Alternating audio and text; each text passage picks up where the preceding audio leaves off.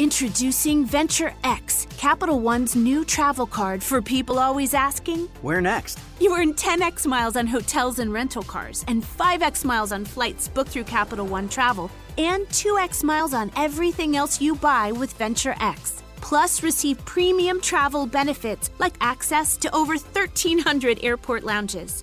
The Venture X card from Capital One. What's in your wallet? Terms apply. See CapitalOne.com for details. Welcome to Comedy by Indie Drop-In. Each week we feature an episode from the best independent creators. Hit the subscribe button for more great comedy content. If you would like to help support Indie Drop-In, check out our Patreon. Go to patreon.com/Indie Drop-In or click the link in the bottom of the show notes. Today's episode is from The Center Cut. Don't forget to check out the show notes for links to subscribe to The Center Cut and follow on social media. Enjoy the show. Eye for an eye, a mouth for an ass, tooth for a tooth. Put your mouth on my butt. It's the Human Centipede. Welcome to The Center Cut. I am Dave. And I am Michael. And we are here today to talk about the Human Centipede. I just want to wish all our wonderful listeners a wonderful holiday. I hope your holidays were great and a happy new year. I mean that for only our listeners. Anyone else not listening to our podcast can suck it. I wholeheartedly agree. Now, I guess before we get into this movie, I think it warrants a disclaimer.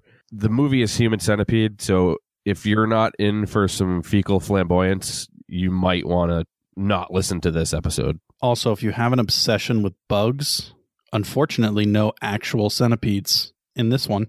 Hey, Michael, what are we doing here? We watched the first 15 minutes and the last 15 minutes of the Human Centipede, and we're going to talk about it. We're going to recap it. We're going to figure out what happened in the middle, and you're going to be along for the ride. Thank God we only had to watch the beginning and end of this movie.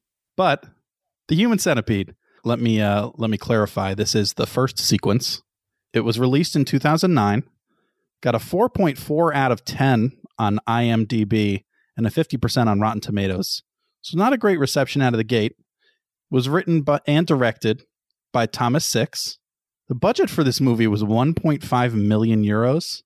In the box office, it only brought in 187 euros. Correct that, 187,000 euros.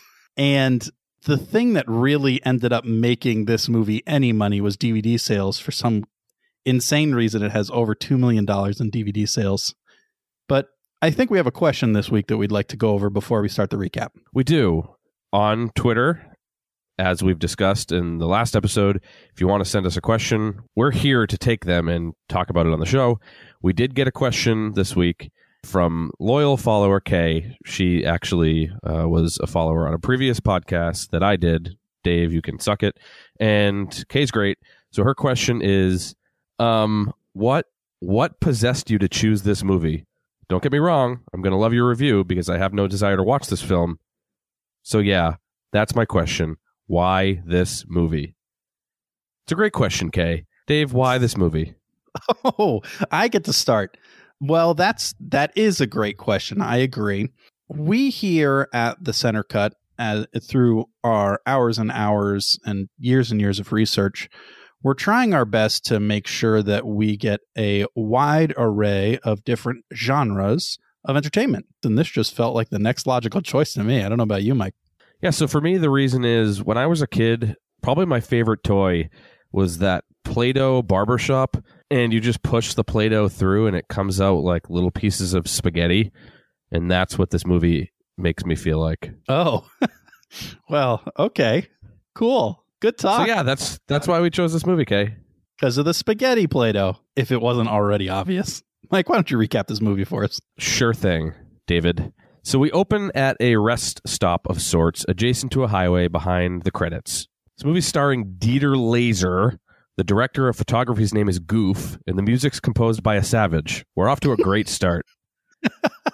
Mr. Laser is chilling in his car, caressing photos of both a dog sniffing another dog's butt and then 3 dogs eating each other's assholes. That is an accurate depiction of what actually happens in the movie. We're already off to a fucking wild start. Yeah, this movie really came out of the box with a bang. I'm curious on what your thoughts are. Do you think that Mr. Laser created this dog being, or do you think it happened to be just some weird, like, genetic thing that happened that made him love long lines of humans connected? There's no possible way that it came out of the dog mother's uterus or whatever, however reproduction works. There's no way that it came out of that naturally. That is something that he created. Yeah, but I'm also thinking that in the image, it seems like those dogs are perfectly fine. Like they died of old age. And what would be surprising to me is that wasn't Mother Nature who somehow found a way to make those dogs live in that way. No possible way. You are out of your mind. So a trucker pulls up behind Mr. Laser to take a dump in the woods. And Dieter follows him, hiding a rifle in his trench coat just to pull it right back out to shoot him while he does his duty. I, for one, have never shit in the woods. Though one time I did watch one of my neighbor's kids defecate in our backyard and wipe his ass with his own hand, and then I wrote a section of my memoir about it. Okay, hold on. Can I clarify the word watched? Yes. You watched a child shit in the backyard and continued to watch long enough to see him use his own hand as toilet paper. Well, it's kind of one of those train wreck things where, like, you don't know that what you're watching is what you're watching. And he wasn't showing me any of his private parts or anything, like I saw from the side. But yeah, he shit into his hand and then smeared it all on a concrete wall. It was really horrible. Not as horrible as this movie. Smeared it onto a concrete wall.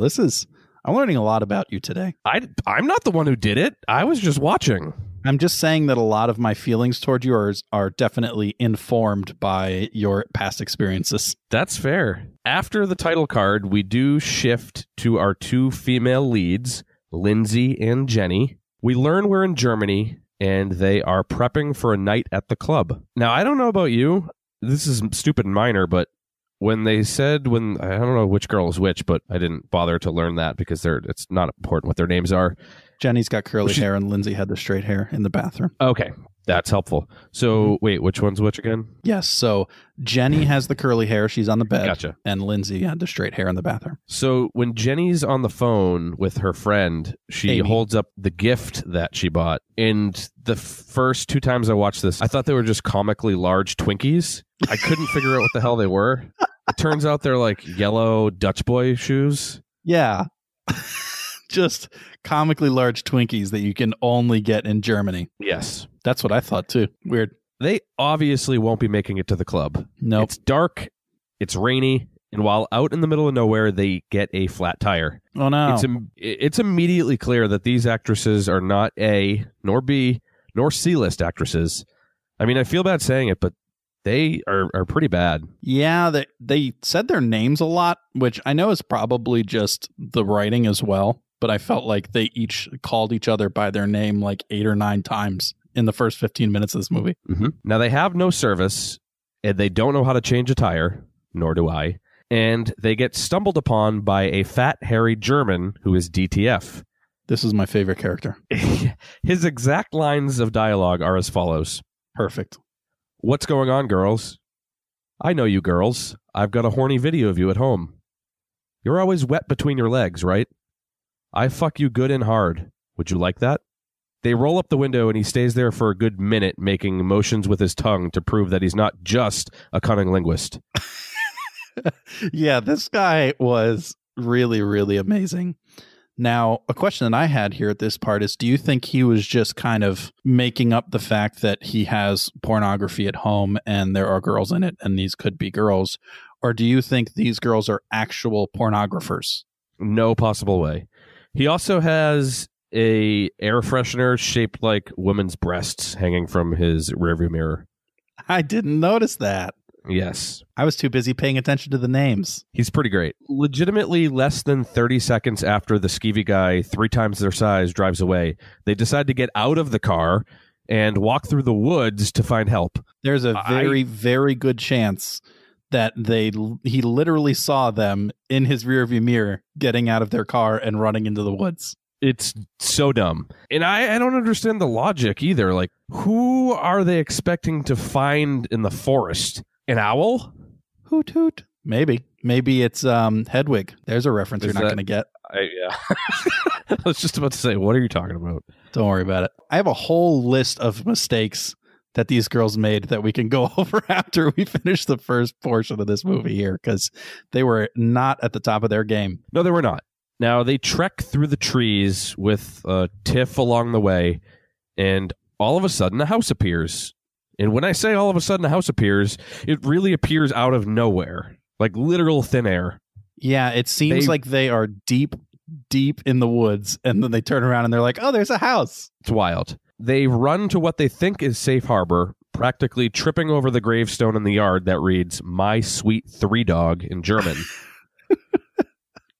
The thing is, though, like, had they even seen the gravestone, and had they been able to translate it, would you even assume it's three dogs ass to mouth? Like, if I just saw a thing that said "My sweet three dog," I wouldn't assume the worst. My guess would be an amputee dog that has 3 legs. Yeah, exactly. Yeah, I definitely wouldn't have assumed that it was like a centipede dog. Better name for it might have been a dogapede. Or C3PAROs. Or a triple, like pit bull. Ah, that was good. I like that. Or Snoop Dogg Eat Dog Eat Dog. Ooh, there's a good one. What about Triforce? Just because I really like Zelda. Or a Poo Poo Doodle. That's it. We got it. Emma, what are you researching now? Birthday gifts. Safa has the best mattresses in every category. So how about one for everybody? Mattresses? A customizable Air for mom and dad who can't agree on firmness. A 5-pound memory foam for your sister's college all-nighters. An all-natural latex for your yoga teacher. A Safa Youth for my growing nephews. And a classic inner spring for us. I got you a tie. Get $200 off your purchase of $1,000 or more at safa.com/200. Got it in 6. Oh, I'm not done. A German shittered. That one was a stretch. A lassoed asshole. It's like a lassa apso. That lassoed really got me good. I'm glad. They get to the door, and wouldn't you know it, it's our good friend Dieter Laser, and he couldn't be creepier if he tried. Oh my God, it's unbelievable. They found the creepiest actor in the world. He was made for this part. This was his swan song. He invites the girls in. They wetly sit on his nice sofa and cut. Yeah, so these girls made a number of mistakes. Before we get into the last 15 minutes of this movie here, and I'll recap that in a moment, figured we could review some of those real quick. Let's talk about the first mistake. Going to Germany. I don't ever travel internationally. Ever. Here's the reason. Haven't they seen Taken? Or Taken 2? Or Taken 3? Or Taken 4, 5, and 6? Or Taken 7? Or Taken Aback, the prequel? Or Taken Aside, that choose your own adventure movie where you get to pick between human traffickers and Liam Neeson? Or Taken, it's Taken, but the A, K, and E in the middle are an 8, kind of like all those Fast and Furious movies. What are they doing traveling internationally and not knowing any languages or how to transact with anyone or do anything? Yeah. And where are they going to a club that's in the middle of the woods? Yeah, and what mistake did Lindsay make trusting Jenny with the directions? Did you see her trying to take directions on the phone? She looked like a confused puppy. Then they rented a VW. That's an obvious mistake. They didn't know how to change a tire. They didn't just sleep with the fat guy and ask for his help after that. I know he was creepy, but it probably would have been better off. Then they get out walking. Then they decide, let's not walk on the road. Let's walk in the woods. Then they go to the first house they see. Doesn't matter what's going on. That's the house they want to go into. And then when the dude literally answers the door and says, "Are you alone?" you don't turn and run. What is wrong with you? They deserve everything they got. They didn't make a lot of great choices is what I'm saying. Let's get into the second half of this movie to see where their choices got them. We open with the creepy guy, or Mr. Laser, is laying on the floor, kind of out of it, kind of convulsing a little bit. Then we pan over to a new character, an Asian man at the head of a centipede that is now created by the Asian man, and then Lindsay, and then Jenny. All connected, mouth to ass, all the way down. This movie, oh man. So I kind of knew the premise of the movie, but I didn't know anything else about it.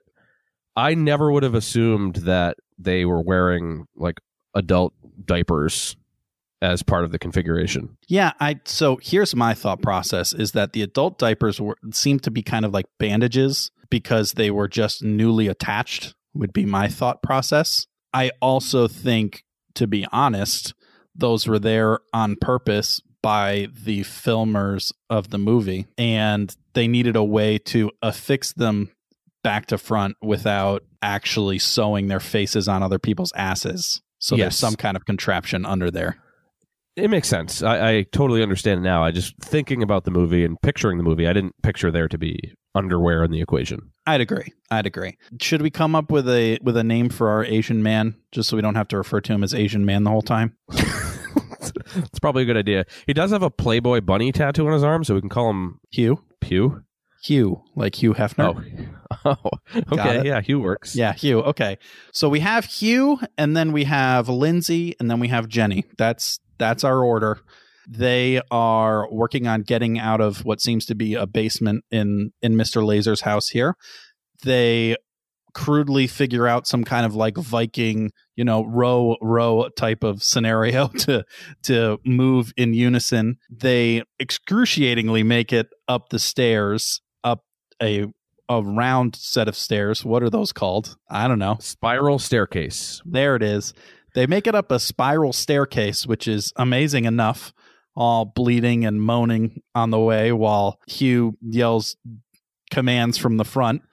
They make it up. Yes, there it is. It's the most frightening part of the movie. I'm not even joking. Like, just hearing his pained yelps of something in a different language that I assume is left, right. It's just really horrible mixed with the images on the screen. From what I could tell from Mr. Laser on the floor, he had a mark on his neck.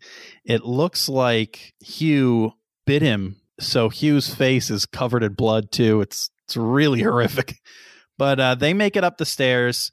Creepy guy, Mr. Laser here, finally comes to, starts to make his way up the stairs as well. Surprise, he's a vampire because on the way up, he licks some blood to give him some extra oomph. Not one of those shine in the sun vampires or one of those sleep in a coffin vampires. Just the kind of vampire that drinks blood for crawling energy. As he scurries across the floor, crawling towards them, they make their way. Were Dr. Laser's legs broken? Like, is that what we're supposed to assume? Yeah, it must have been something like that, or he was bitten in the neck in a way where he could no longer use his legs. The bottom part of his legs were paralyzed. He had use of the top parts of his legs. Yeah. It makes no fucking sense. Yeah, there was one scene in particular where they finally made it into the room and he just got to the top of the stairs and he scurries across the hallway so fast. You think that Hugh was the scariest part. No, this dude scurrying at the pace of like a running rabbit was frightening. And then he closes the door with his foot. Yep. So how does the bottom of his leg not work where he can use it? He can't stand up, but he can close the door with it. he can function with it, but he just can't stand on it. So he makes his way into a bedroom after them. They were trying to get through the window with the bottom of a lamp and didn't quite get out, but Hugh grabs a piece of glass. Seems like there's going to kind of be a standoff between Hugh and Mr. Laser, or Dr. Laser, as we've referred. But then the tables turn. Dr. Laser is just screaming an eye for an eye, a tooth for a tooth. And Hugh gives a speech about how God is punishing him for the things that he has done, and then kills himself by cutting his throat with the piece of glass that he grabbed. It's pretty horrific. So now we have a dead Hugh kind of just leaning down and heading to the ground, kind of flamingoing it. And we have Lindsay and Jenny, who's looking a little worse for wear. She's starting to get a little gray. She literally is gray. Yeah. You could tell she's a little malnourished. Is standing there, and it's kind of a face-off for a moment. And then there's a knock at the door. Uh-oh, the police are here. It's not a knock. It's a doorbell that sounds like a phone ringing, and it's so confusing. You're right. I forgot about that. Yes, it is a frightening ring. and we watch Dr. Laser scurry away, just like he scurried into the room before, into his pool room, the room with a pool in it. He's got a scalpel, and he leans up in the corner, just sitting there. 2 police officers walk into the house. They split up, searching for, I'd assume, Dr. Laser. And one of them throws up. I have no idea why. I would assume maybe the smell in the house? It just must smell like rotten bodily fluids in the house. I have a question, though. Yeah. These 2, we're assuming they're policemen.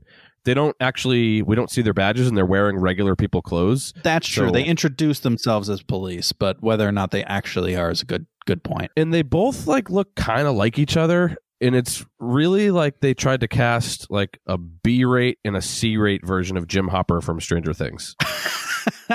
Bingo. And they look so similar that it's almost hard to follow the next scenes, because as they work their way through the house, you can't tell which one you're looking at. Well, one of them's the guy who keeps throwing up. Yeah, the other that's true. How do we know it's not just both of them throwing up every so often? That's a fair point. So supposed quote unquote police officer number 1 makes it into the pool, and the camera cuts away as we hear a gunshot. Policeman number 2 goes running in and finds policeman number 1 in the pool with a scalpel in his neck. We can come back to how that happened.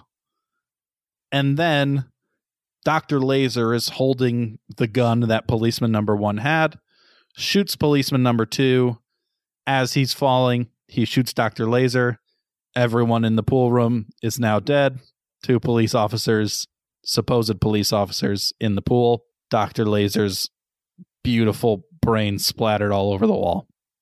How did a man with no leg usage, leaning in the corner, stab a guy in the neck and take his gun? And not only that, he ended up 20 feet away. Yeah, and then he somehow stumbles to the other end of the room and falls into the... I would assume that it was just that Dr. Lazy... Dr. Lazy. He is Dr. Lazy. He's not using his legs when he can clearly use his legs. Dr. Lazy. I would assume that Dr. Lazy scurried around like the girl from The Ring. Maybe like scurried up the wall or something and kind of fell down on him from the ceiling. I don't know. Like a centipede. Like a real life centipede. All the ones he had studied up till this point. So we cut back to the girls, both still attached to Hugh. Jenny's looking real bad in the back. They both kind of hold hands for a moment, and Jenny dies. It's real tragic. It's real tragic. A long, drawn-out death. Now, here's where you're thinking, oh, thank goodness. I think Lindsay's going to get out of here. Well, the camera kind of just pans up to her cries and continues to pan up until the sky is showing and the credits start to roll with her cries just echoing out of the background. And that's the end. It's a real horrible way to end a day. Like stuck between 2 dead people and they are connected to your mouth and your anus. I can only think of like a few worse things than that. El todos hablamos McDonald's deal. Porque cuando están decidiendo qué ordenar y la tía Carmen te dice McNuggets, mijo, y una de las hamburguesas con esa salsita, ¿sabes? Ya tú sabes que eso significa una Big Mac. Y lo sabes porque tú también amas esa salsita. Hay un meal para cada cena familiar en McDonald's. Ordena por anticipado por el app de McDonald's y llévate 2 de tus favoritos, como McNuggets de 10 piezas y una Big Mac por solo $6. Precios y participación pueden variar. Producto individual a precio regular. Yeah, you're probably right. There's not many other ways or things that would be worse than being in that position. But I'm also a little confused, and this might have been more reviewed in the middle of the movie, but is there not, like, if they're stitched to the other person, is there not just, like, the ability for her to, like, cut her stitches with that glass and disconnect from Hugh and Jenny? Thank you. That was my question. Like, I don't understand why they don't just deal with the pain for a moment and just rip the stitches and separate the mouth from the ass. Like, yeah, I'd much rather not have lips than be connected to an Asian man's asshole. Seriously, just one good yank and so much easier to get away. Like at the end, why doesn't Lindsay just put both of her feet on Jenny's shoulders and just bam, just like a good kick. Separated. Yeah, your asshole's going to hurt for fucking a month, but you're alive. You're free. You're alive. Exactly. Yeah, I was very confused by that, and especially when like the introduction of the glass and everything entered. It's like, okay, they have an implement that they could for sure use to get out of this. I also, when Dr. Laser enters the bedroom when all three of them are still alive, Hugh is holding that freaking lamp and puts it down to grab that little piece of glass. Yeah, it's pretty dumb. So you have this crawling dude, like just one good whack on the head. An eye for an eye, a lamp for a lamp, you know? I don't know. This movie was freaking crazy. If you were the second part of the Pede, what, like, it's going to be horrible. There's no ifs, ands, or buts about it. Well, yeah, there's buts about it, but there's a good chance that that's probably the worst place to be. Other than the fact that she ends up being the only one that's alive at the end. The third person is definitely the worst, and the first person definitely has it the easiest. Yeah, I mean, that's obvious. Like, but I don't then know he kills himself. Bitching about it. What a douche. What a bitch. So, if you were the second sequence, yep. If it had to go that way, mm-hmm. I was trying to think, like, what kind of things would I want the front sequence to eat? Because I'm going to have to then eat the remnants of that. Yep.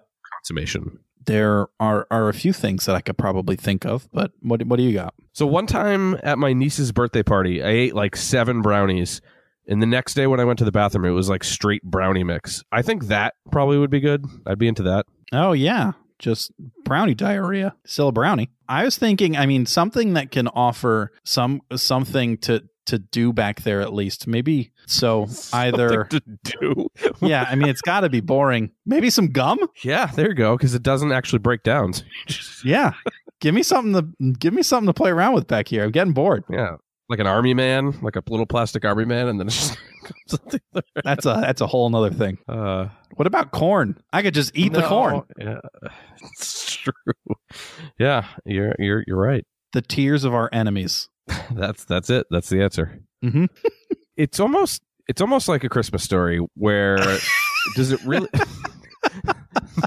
Oh, I love that you just made that comparison. This movie is basically just like The Christmas Story, guys. What I mean is, in the sense that does the middle really matter? We watched the first part of the Centipede. We watched the ending part of the Centipede. But like the middle part of the Centipede, it just has shit come in and shit go out. Like, we know that in the middle, fucking Mr. Dr. Laser shoves these humans together. Like, what else? Yeah, so that's a good point, is that I don't think there could be a whole lot going on in the middle.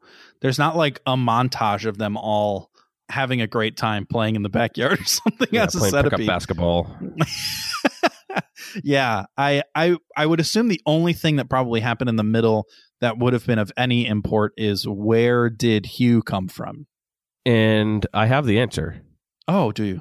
He is the truck driver from the beginning. He's just malnourished. Oh. That's what it is. But where did the truck driver go? That's the other main question. Yeah, that was kind of odd too, is that they introduced this truck driver and he gets shot.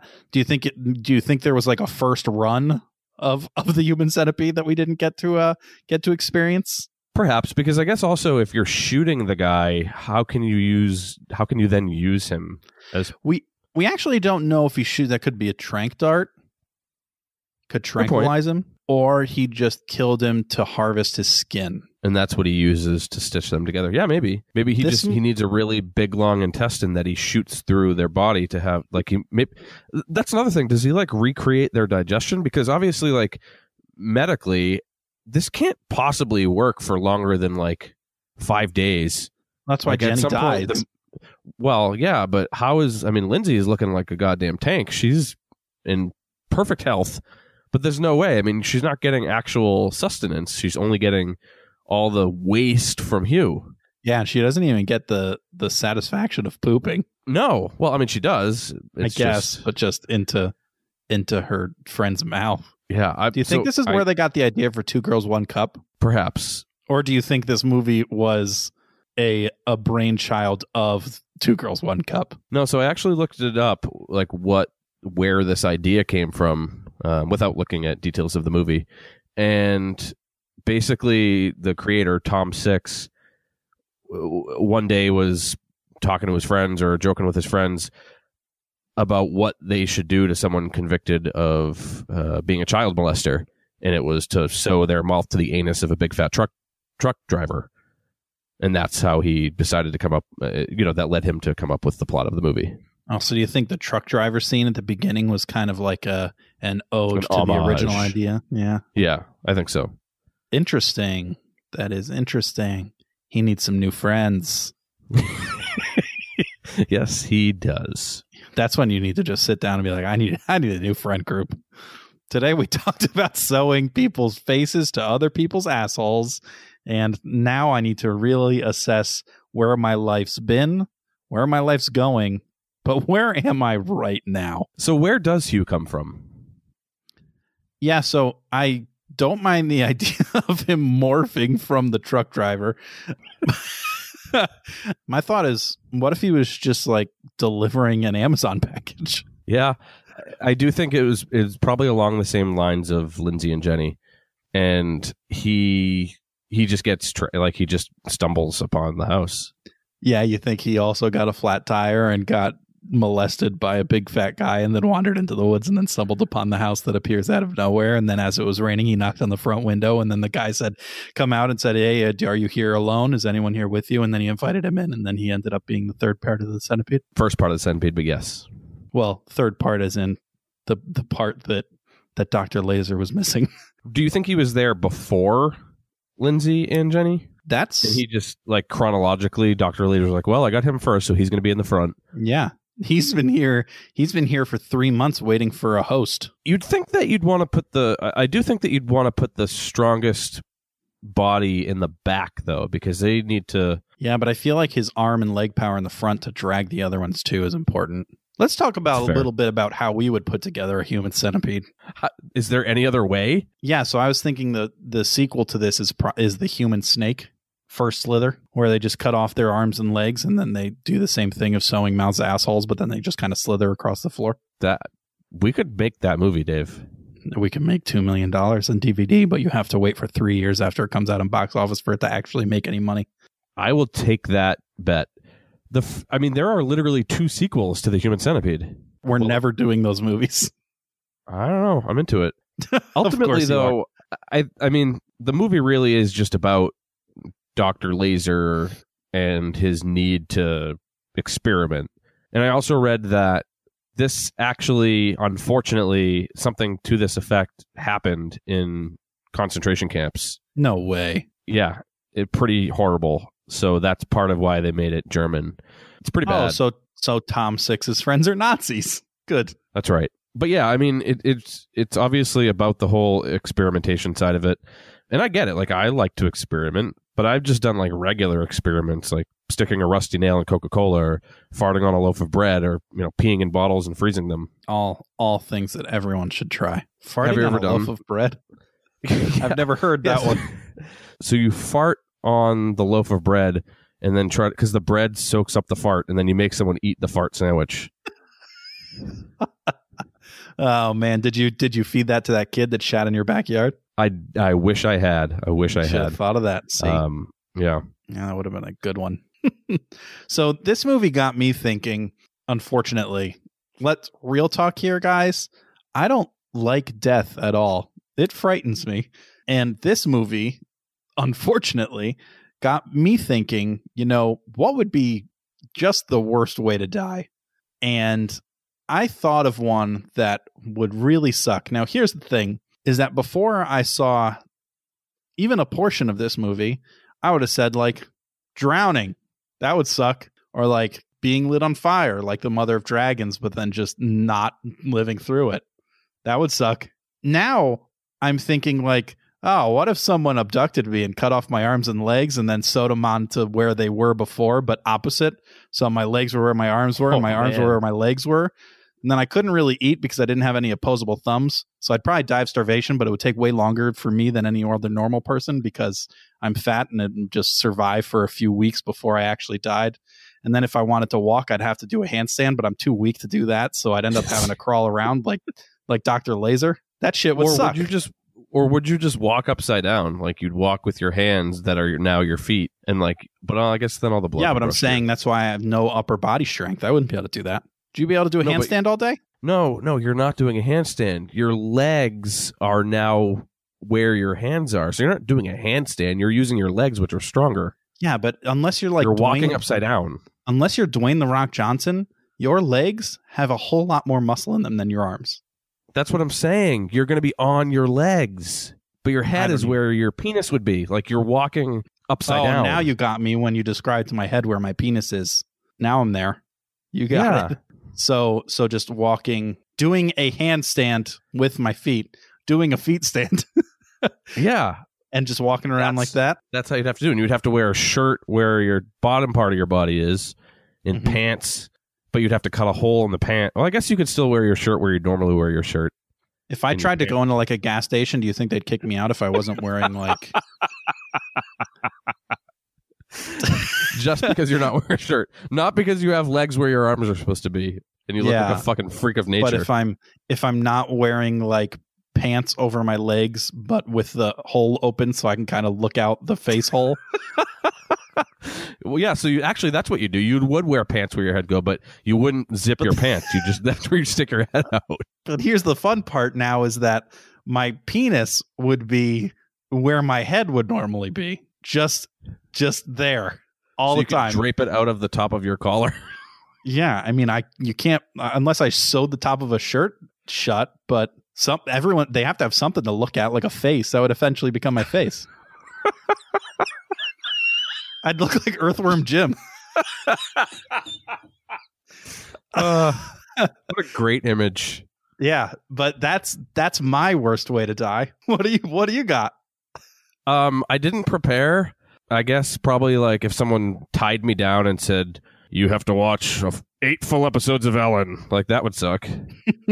Or you have to watch the entire Puss in Boots movie. That'd be pretty bad. That'd be pretty shitty. I hope that we've offered some sort of service to you, our listeners, so that you don't have to watch this. You never have to watch this now. You don't have to. We've recapped the whole thing. You know it now. So if anyone ever references it, you can reference it and talk about how the arms and the legs get cut off, and that you can just let them know that that's what happens in the middle. And if they don't agree with you, they're wrong.